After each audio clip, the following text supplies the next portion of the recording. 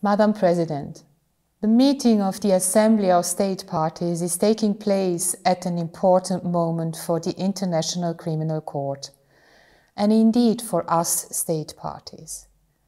It is all the more regrettable that we are yet again deprived by the circumstances created by the pandemic from gathering in person and to engage in direct contact with each other and the representatives of the court. We wish to express our strong support to you in these challenging times. This session of the Assembly marks a moment both of opportunity and of challenge. The process initiated by the independent expert review can bring the court and state parties together in a new way that allows for constructive cooperation and results in stronger performance and overall impact of the court. We all wish to see efficient and successful judicial proceedings, the best possible use of the resources allocated to the court, and of course, additional progress in the area of universality.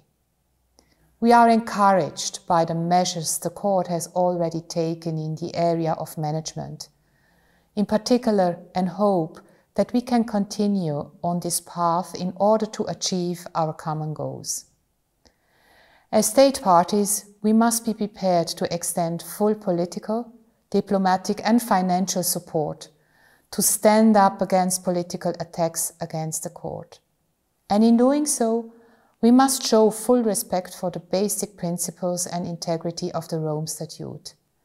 In particular, judicial independence, impartiality and the principle of the complementarity as provided for in Article 17 of the treaty.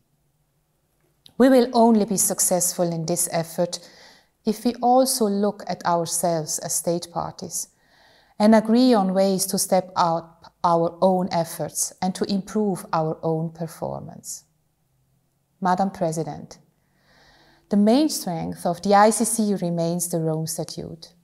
The high quality and outstanding relevance of the treaty should be appropriately celebrated in the coming year, as we celebrate 20 years of the court's operations. The Rome Statute has stood the test of time and is one of the biggest achievements in the area of treaty making in the past 3 decades. The upcoming anniversary is an important opportunity for us state parties to fully embrace the integrity of the treaty as a whole, whose main parameters should not be subject to discussions or attempts of reinterpretation. At the same time, the Rome Statute must continue being a living document. We recall that the treaty was completed in Kampala when we agreed by consensus on the inclusion of a definition and jurisdiction parameters with regard to the crime of aggression. We are encouraged that more than a third of state parties have ratified the Kampala amendments on the crime of aggression, with Italy soon to become the 42nd state to do so. We have also made other important updates to the Rome Statute, in particular with respect to the jurisdiction over war crimes reflected in Article 8. I am pleased to announce today that the Liechtenstein Parliament has ratified the amendment to Article 8 of the Rome Statute regarding weapons which use microbial or other biological agents or toxins, as well as the amendment relating to intentionally using starvation of civilians as a method of warfare.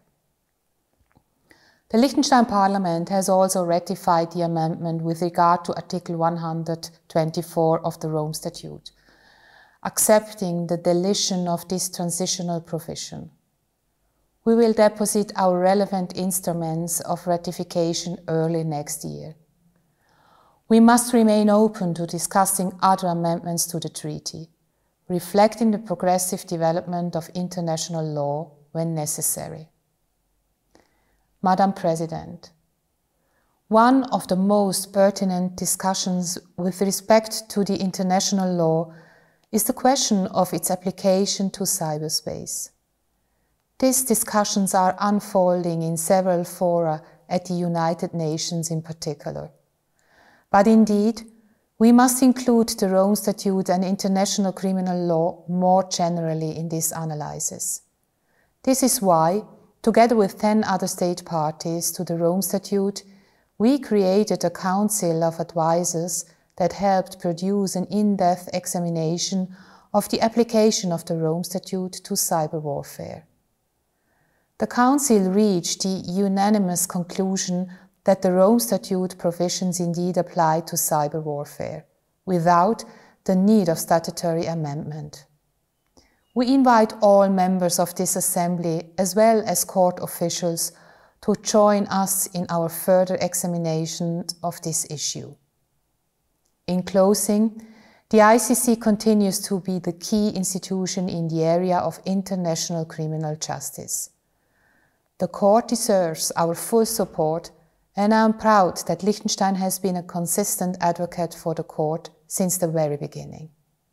We will continue that important work for the victims and survivors, for the rule of law and democracy, for the atrocities that the ICC's very existence has deterred and will help deter in the future.